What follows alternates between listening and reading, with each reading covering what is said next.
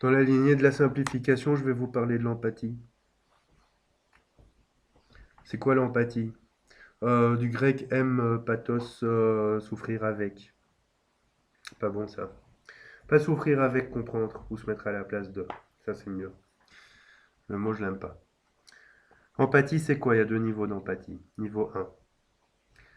Une personne nous parle de ses problèmes, on comprend cette personne.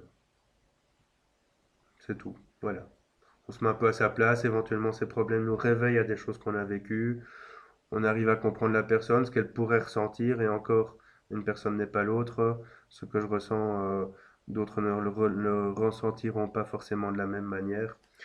Et on se met dans la position un petit peu de la personne qui apaise, qui rassure en disant oh, mais ma pauvre choute, je te comprends.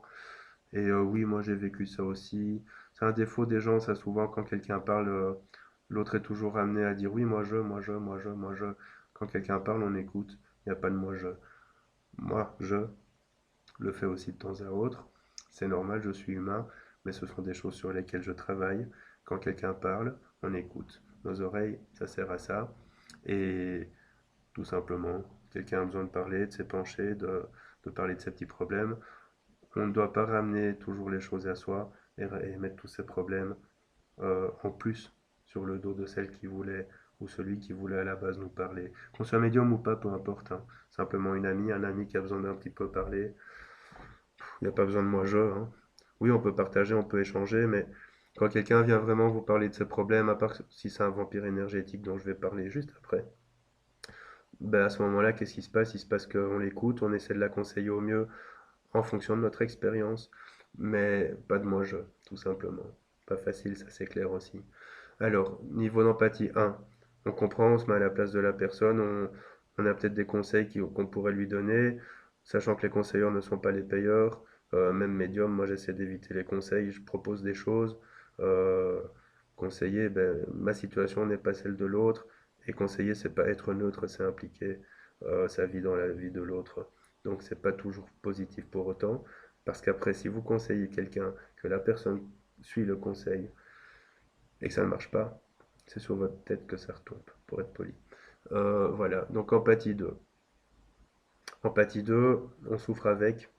Ça veut dire ce que ça veut dire, hein, mais j'aime pas le mot, mais voilà. Empathie 2, on souffre avec. C'est-à-dire qu'on est plutôt connecté à la personne. Les énergies font que on ressent vraiment la personne et que cette personne, quand elle est mal, même si elle le cache, on va sentir qu'elle est mal. Et on va dire qu'est-ce qui se passe, ma petite louloute. Elle va pas vouloir s'exprimer et finalement, on va ressentir au fond de nous qu'il y a un mal-être, il y a quelque chose qui va pas. Faut pas la pousser à s'exprimer ou le pousser à s'exprimer s'il a pas envie ou elle a pas envie. Il faut simplement essayer de se mettre à la place et essayer de ne pas mettre de l'huile sur le feu surtout. Et ça, c'est le niveau d'empathie 2. On ressent l'autre parce que les chakras sont bien alignés, parce que dans l'énergie de l'autre, on ressent qu'il y a quelque chose qui ne va pas. Et tout simplement, le fait de ressentir l'autre va permettre aussi de se mettre à sa place d'une manière ou d'une autre et de peut-être lui changer les idées, essayer de ne pas trop parler de ses problèmes ou de ne pas chercher à réveiller ses problèmes si elle essaye de les garder à l'intérieur. Simplement lui changer les idées, être là pour l'apaiser, être là pour la comprendre, l'écouter si elle a envie ou il a envie, mais faut pas forcer. Alors en voyance et en médiumnité, l'empathie 2 est capitale parce que les gens ont souvent tendance à porter des masques ou des carapaces. L'empathie 2 permet de passer outre ces masques. Alors moi je dis empathie 2, je trouve ça comique, mais voilà, on peut appeler ça empathie supérieure ou la vraie empathie en tout cas. C'est pas une question de souffrance, c'est une question de ressenti. Ressentir l'autre, ressentir ce qui se passe en lui ou en elle.